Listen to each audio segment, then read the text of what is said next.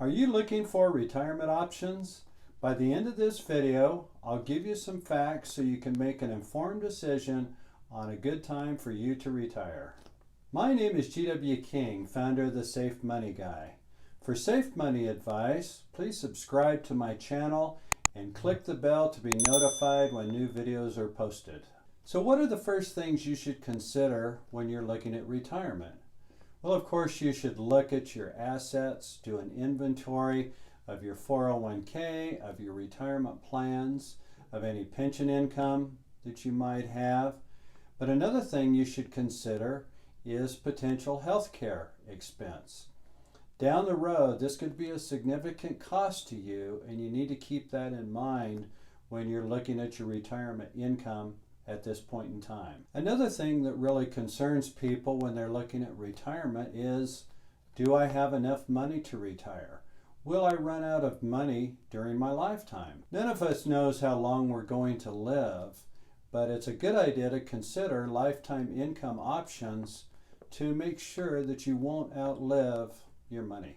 So at what age are you considering retiring? Well, there's certain ages that have significant benefits and some of them disadvantages that you should look at. For example, at age 55, people that have 401ks have the ability to pull money out of these contracts when they retire that is not subject to the 10% IRS penalty. So this would be a potential place to draw income prior to age 59 and a half to access other retirement dollars. The next age many people look at is age 62. And of course, why is that? It's because that's when you can first start taking Social Security. But you need to make sure you don't hit the pitfalls of taking Social Security early. I'll be discussing that here in a minute. How about retiring at age 65? Now you qualify for Medicare, so the cost of paying for health insurance is not going to be anywhere near what it would be prior to age 65. And how about age 66 to 67? Well, this is the point when you'll reach full retirement age to get your full retirement age benefit from Social Security. Another retirement age people look at is age 70. Between your full retirement age and 70, your benefit grows by 8%. This can be very important when you're taking other things into consideration. And lastly, a new age has just appeared on the horizon. This is age 72. Now, up until January 1st of 2020, there were required minimum distributions that needed to be taken from your retirement plans after you turned 70 and a half. Well, new legislation that was, again, just came into place on the 1st of January now delays that to age 72 if you so desire. There's no required distribution now required before the age of 72. So why do you want to retire? Is it because you're tired of working? You'd like to maybe cut back to part-time work? Do you have health issues that maybe make it mandatory for you to retire? Or do you have family considerations? Are there family members that you need to take care of? Or do you just want the ability to spend more time with your family? So something I think people really need to think about when they retire is, what am I going to do with my spare time? If you've been working 8-10-hour days and then coming home for all these years, all of a sudden this time is free. What are you going to do to fill that time? Are you going to travel? Do you have hobbies?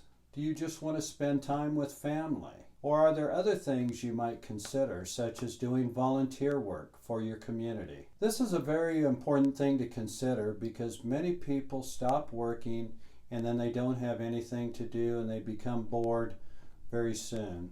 Sometimes you'll do some traveling and you'll see your family and do these types of things, but many times after a few years, the novelty of doing this wears off. What are you going to do to fill that time? Think carefully about your options and really what you want to do when you do retire. So please leave a comment in the section below letting me know if you have an annuity for retirement or whether you're considering investing in one. After this video, check out the video titled Guaranteed Income to find out if a fixed indexed annuity with lifetime income might be a good fit for your retirement. So how will your retirement be affected by Social Security? Remember, if you take Social Security prior to your full retirement age and you're still working, you could have a sharp reduction in your benefit. Another thing to consider on Social Security is what you need to do is look carefully at your earnings statement, which is on the Social Security statement. You need to check and see if you retire early and take Social Security, you're going to have a bunch of zeros in your income going up to full retirement age. This could definitely cut down your retirement, and I highly recommend you go to the IRS website and use their Social Security income calculator to really know where you stand. You don't want to be surprised. Many people will say, well, I'm going to take my income at age 62 as soon as I qualify because I do not know how long I'm going to live, and I'm not even sure if I'll get to the break-even point by waiting, delaying taking this income. But something you should consider if you have a spouse. If you have a spouse that is quite a few years younger than you, and if you're the higher earning person in the family during your lifetime, when you take your Social Security early, you have automatically given your spouse a lower benefit when you pass on, if that should be before they do. So I would highly recommend that you get a Social Security maximization report run. Another thing you need to consider is longevity. Do you have family that died when they were young, or did they live long lives? These are all things to consider to make this decision. Don't make it lightly and don't make it quickly without studying all of your options. Another thing that's the big gorilla in the room is health insurance. If you retire prior to age 65, now you and possibly your spouse are going to have to go out and purchase health insurance on the open market. If you've had health insurance through your employer, all of a sudden your cost could go up dramatically. So remember, you will qualify for Medicare at age 65, but you need to research the health insurance numbers if you want to retire prior to that. Now, I have one lady who's been a client of mine for a long time. She and her husband were actually able to retire when they were 50 years old. Wouldn't we all like to have been able to do that? But she had saved and scrimped on their lifestyle when they were younger. They were both policemen and they had nice pensions.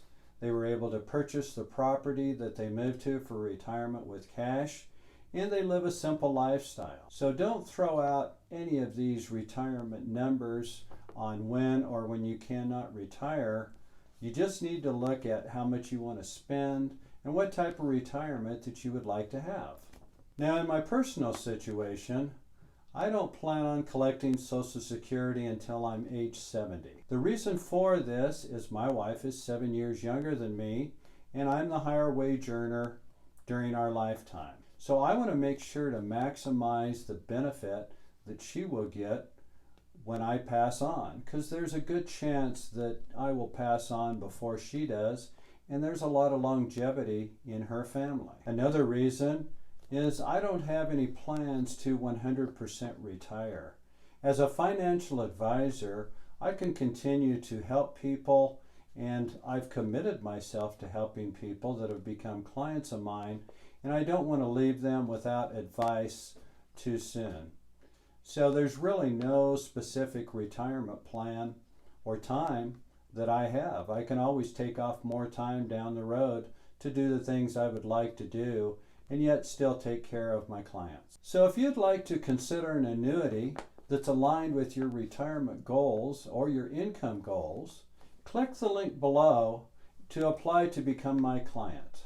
Also, if you like this video, give it a thumbs up, subscribe to my channel, and recommend it to a friend. Thanks for watching, and remember what George Foreman said. The question isn't at what age I can retire, it's at what income.